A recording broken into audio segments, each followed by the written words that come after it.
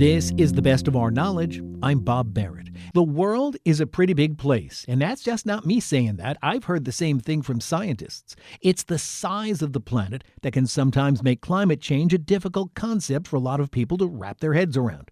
A new book is trying to knock that concept down to size. It's called The Atlas of a Changing Climate, and it's beautifully illustrated with contemporary and historic maps and images from around the world. It is the work of Brian Buma. Dr. Buma is an assistant professor of quantitative biology at the University of Colorado and an affiliate professor at the University of Alaska. His explorations and wanderings around the globe have been featured in National Geographic. We spoke about the new book and why he chose to use these unique graphics to tell the story of a warming planet.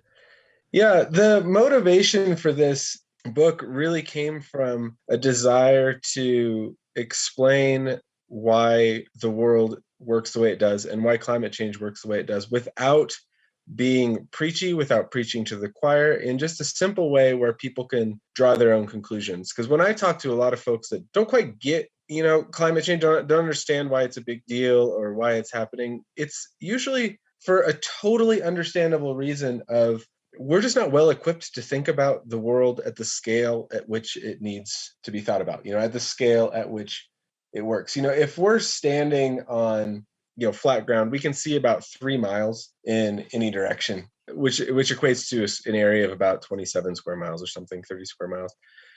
That is grossly underrepresentative of the whole world. And I get that, right? We evolved not to understand things that happen at scales of 10,000 miles or at scales of 5,000 miles. And so understanding why climate change is a big deal when everyday weather is so variable is completely understandable. And I just don't see a lot of resources available for folks that are in that position, folks that don't have a science degree or folks that don't want to go to, school for environmental science. Like I understand that. And I love reading science books, but, I'm a scientist.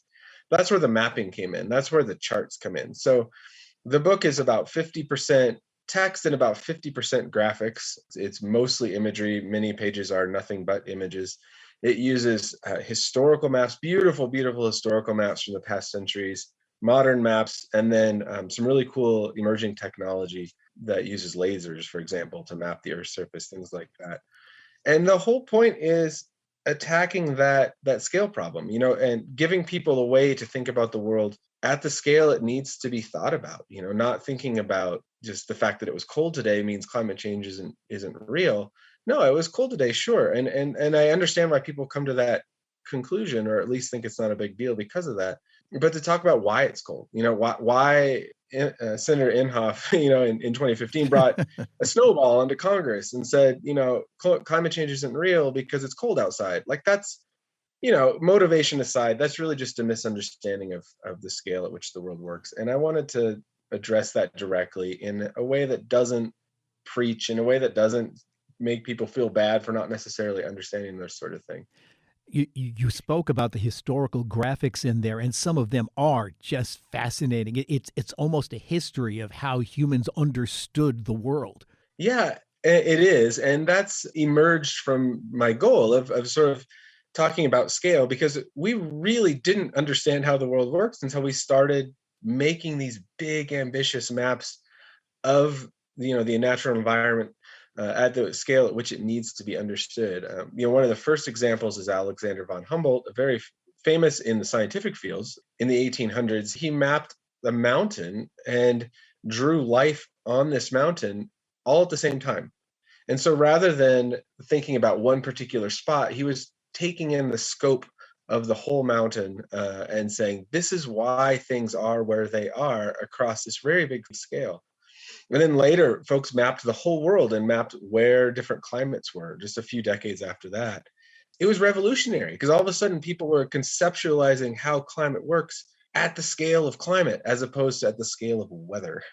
And as we've gotten better and better at charting the natural world, we've got a better handle on how the process works. And I think it's just beautiful. I mean, we can now describe these processes, we can model these processes, we can map them, and it creates just the most beautiful patterns of the world. You know, the patterns of hurricanes around the world. There's an incredible imagery. One of my favorite images in the book is a map of where hurricanes occur around the world. So not just in the North Atlantic, but everywhere, northern and southern hemisphere. You can see why there's a whole bunch more hurricanes in the northern hemisphere rather than the southern hemisphere. And you can see the parts in which the northern hemisphere tends to get hurricanes or typhoons, you know, in the Pacific. And you see these patterns and processes emerge over thousands of miles, and it's just gorgeous. It's just absolutely beautiful. Well, speaking of beautiful images, you speak early in the book about the importance of the famous blue marble photograph that Yeah. Apollo 17 took. Why is that such an important image? Yeah, and there's actually a funny story about that. I didn't know until reading the book. The original image actually has the Earth flipped over, and it's not even in the middle of the frame. So the famous blue marble picture is actually ever so slightly modified. It's just rotated to put the familiar sort of northern hemisphere on top. Yeah, it had Antarctica on top, right?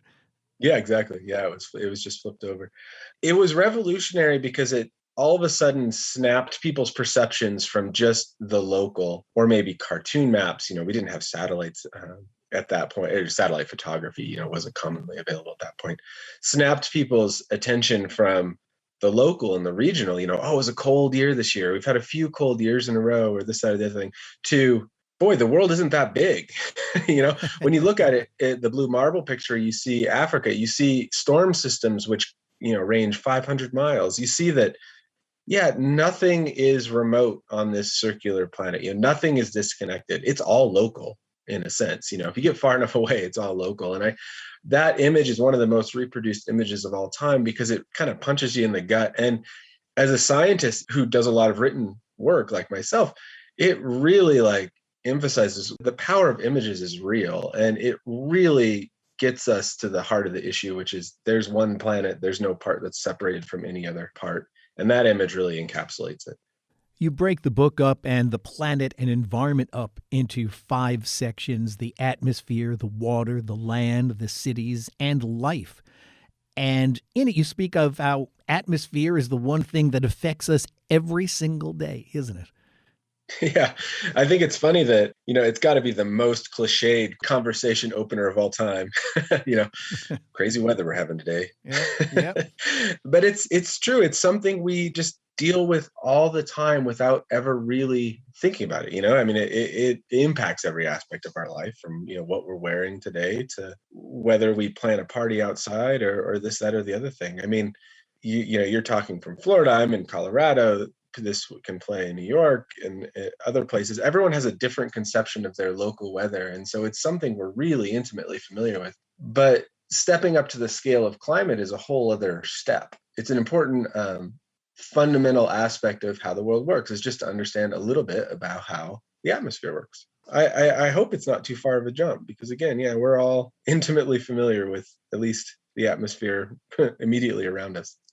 In the book, you talk about the work of Charles Keeling, and he said he was the first to observe that the earth breathes. Talk about his work a bit, would you? Sure. Yeah, Keeling, most listeners are actually probably familiar with his work because they've seen the Keeling curve at one point or another because it's often on nightly news. Charles Keeling was a man obsessed with really precise measurements. In particular, he was focused on atmospheric composition, so he was measuring carbon dioxide in the air. That doesn't sound like a big deal now because we measure things like that all the time. You can measure atmospheric composition in high school chemistry if you want.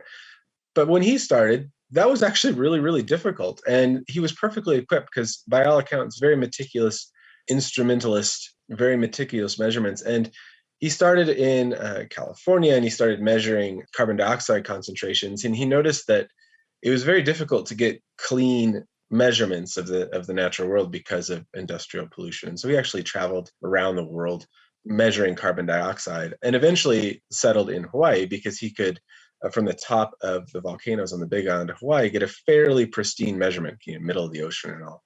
And what he noticed was every spring there was an awful lot of carbon dioxide in the air, and every fall there was less carbon dioxide in the air. And then every spring it would go back up again. And what he was able to do is tie that to the earth, to the seasons of the earth. In the summer months, the northern hemisphere, which is mostly terrestrial, is pulling a lot of carbon dioxide out of the air. The plants are growing.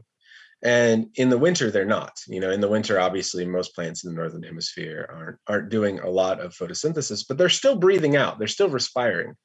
So carbon dioxide is still coming off those plants in the winter. And so what he saw was essentially a yearly inhalation in the summer as life on Earth pulls in carbon dioxide, and a yearly exhalation in the winter and then into late spring as respiration continued, but the carbon dioxide wasn't coming in.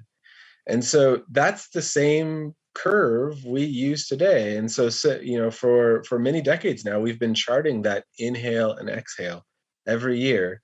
And every year it's gone up a little bit, inexorably up year after year. When the earth breathes in, the carbon dioxide doesn't go down quite as far as it did the previous summer. And when it breathes out, it goes up a little more than the previous spring. And so when he started, we were in the low 300s in terms of parts per million, depending on the time of year. Now we're in the low 400s. So it's gone up dramatically. Still to come, our conversation with Brian Buma continues with an exploration of the planet's water. That's next on The Best of Our Knowledge.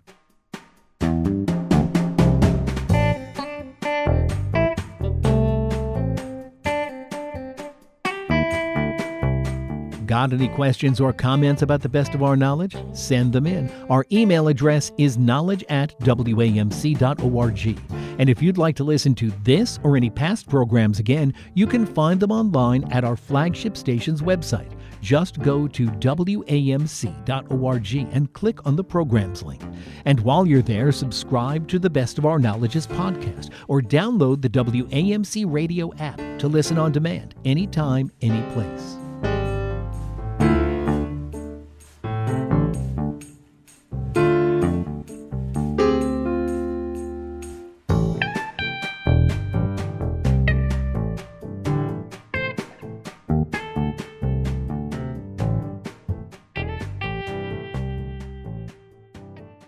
This is The Best of Our Knowledge. I'm Bob Barrett, and our guest today is Brian Buma, an associate professor of quantitative biology at the University of Colorado and an affiliate professor at the University of Alaska.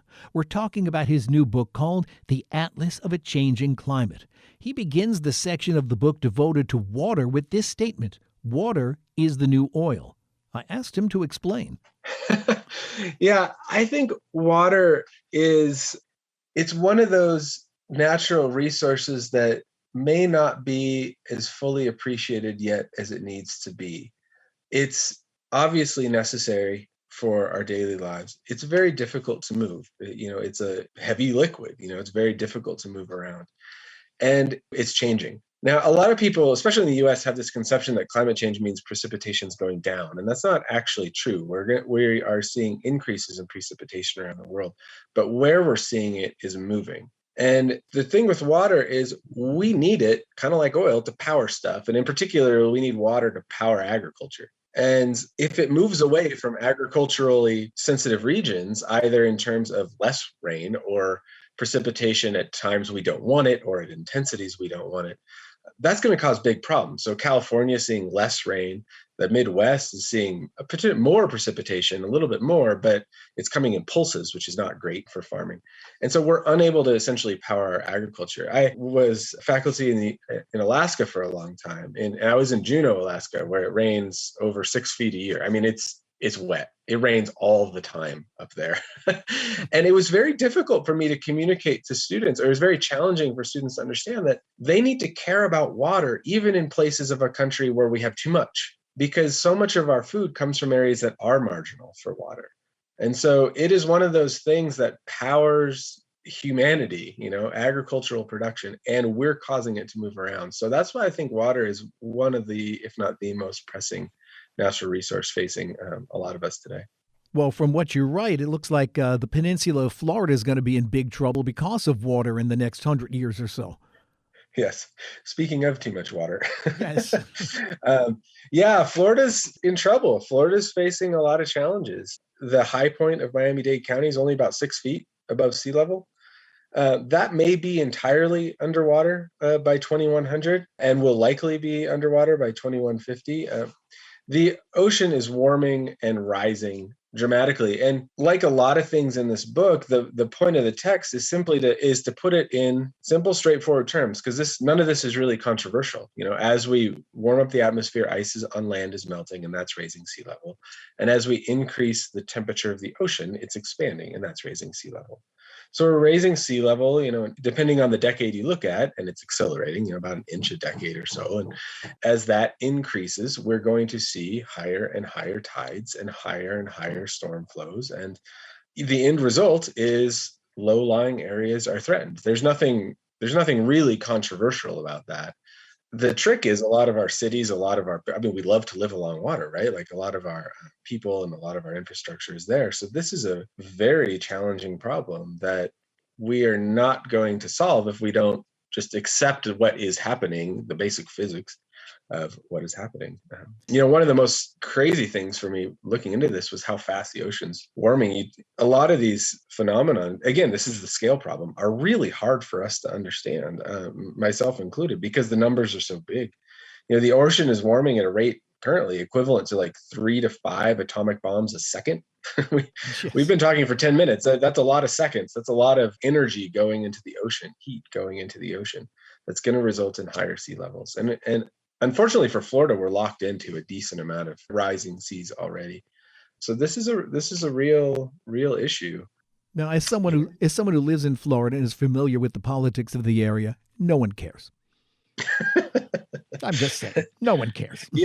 Yeah, and it's funny. That was actually another motivation for this book, if I can sort of take it off Florida for a second, just to explain that this is a challenge I think scientists face. And a lot of us who've been in ecology and climate change science for a long time, we write a lot of peer-reviewed papers. We write a lot of stuff for other scientists, but talking to people who actually, make these decisions or vote on the ground is not always a priority. And I really think it should be. And so this book is written for those folks. It's not to scare them into caring, simply to explain this is how the system works. Here's some imagery so we can talk about the scale of the problem. This is how we understand it currently. This is how our understanding has changed over time. Make your own conclusions. And I hope that's what folks like that take from it. Well, you talk about cities in the book, too, the urban environment, and that's really the one we humans have the most control over, isn't it? Yeah, the city's angle is a fascinating one for me. I'm actually not really a city person. I grew up in small towns. I've only really lived in what people would consider small towns. But urban areas are fascinating to me, and they're fascinating because they're the one environment people have created. It's like a self-created habitat. It's like a glorified termite mound. We create these things to do stuff, right? Like we've not necessarily to be comfortable. We create them for a variety of priorities: economic, commercial, bringing people together for defense. There's a variety of reasons we create them, but they're undoubtedly human habitats. And the fact that more than 50% of people are moving or in urban areas now around the world suggests we need to treat them as such. And all the sciences are like, there is whole disciplines of soil scientists, for example, who study like urban soils. Like it's this own thing, and we do have a lot of control over them.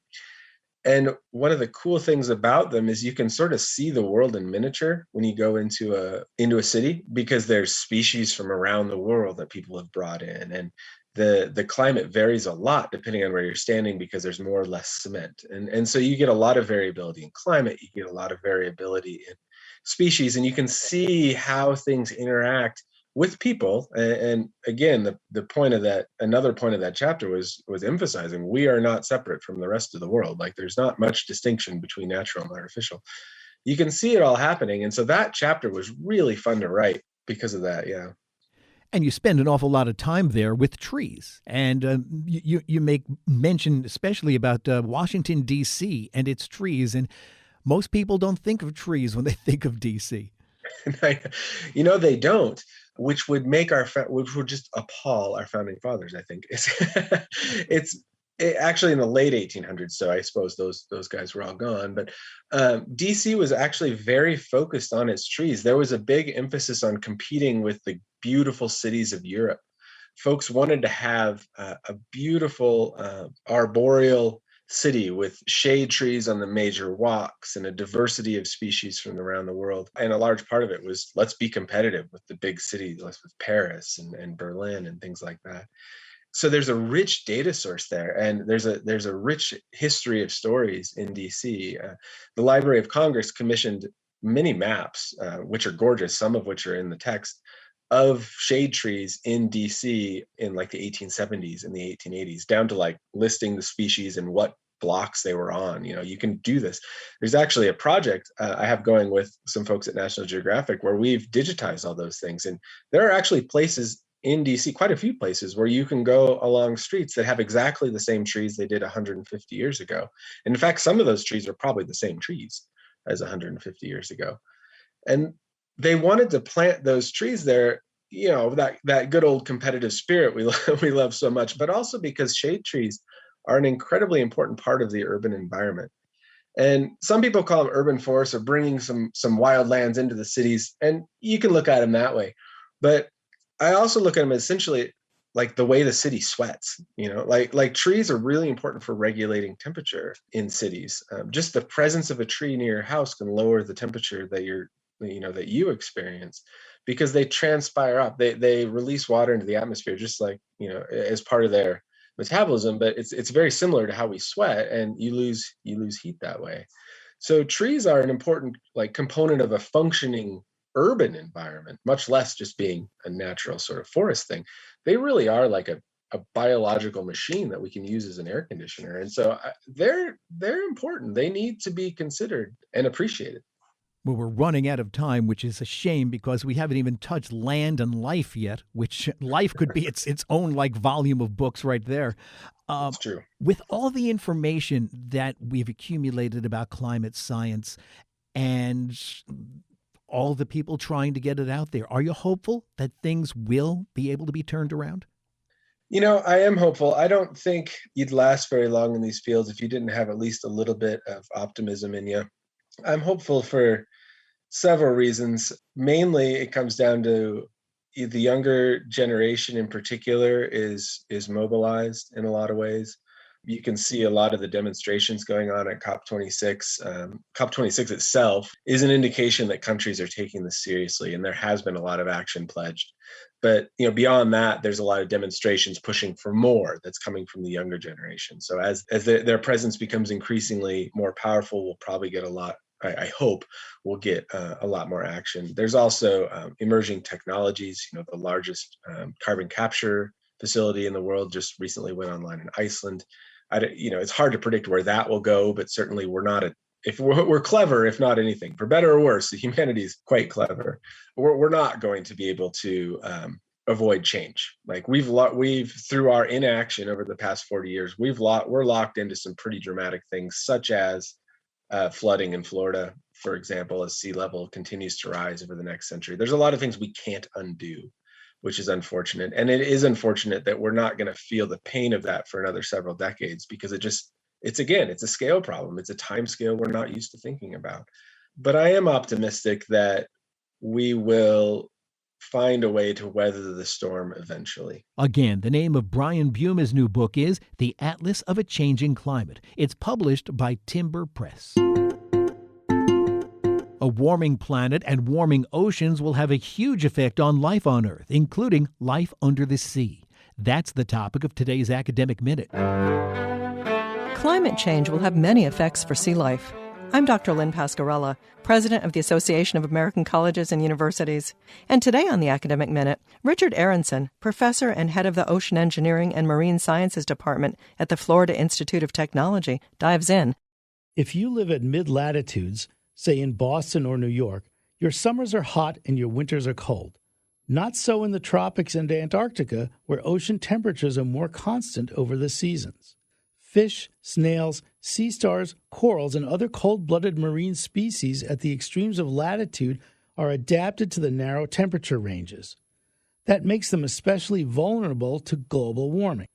Temperate zone species, on the other hand, are adapted to wide fluctuations. So cold-blooded species and their communities are responding more rapidly to climate change near the equator and the poles. I use paleontology and ecology to reconstruct how those communities responded to climate change in deep time and project their futures in a warming world. Ocean cooling in Antarctica over tens of millions of years froze out predatory fish and crabs and gave us the unique communities we see today. Rapid warming is letting predators back in and reversing the long-term trends forced by cooling. Recently, my colleagues and I have been looking at whether climate change in Florida and the Caribbean is driving reef corals out of the tropics to the slightly cooler waters of subtropical latitudes. The jet stream is dipping southward more frequently these days, bringing weather that's too cold for the corals, and that will get worse. So corals along Florida's east coast will be hammered by freezes from the north on the anvil of rising temperatures south in the tropics. The main species of reef-building corals in Florida and the Caribbean are already declining drastically. So it's possible that only a few species of corals will be around in any decent numbers. What will reefs look like? What ecosystem services like food and shoreline protection will they continue to provide? That's what we're working to understand. That was Richard Aronson of the Florida Institute of Technology. You can find this, other segments, and more information about the professors at academicminute.org. The Academic Minute is a production of WAMC, Northeast Public Radio, in partnership with the Association of American Colleges and Universities.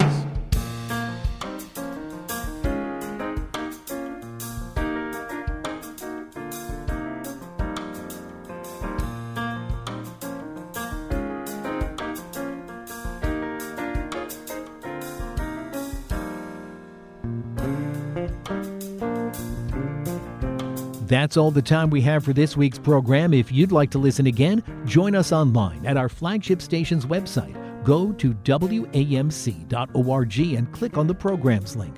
While you're there, subscribe to our podcast or any of the other WAMC or National Productions podcasts. And if you have any questions or comments about the program, send them in.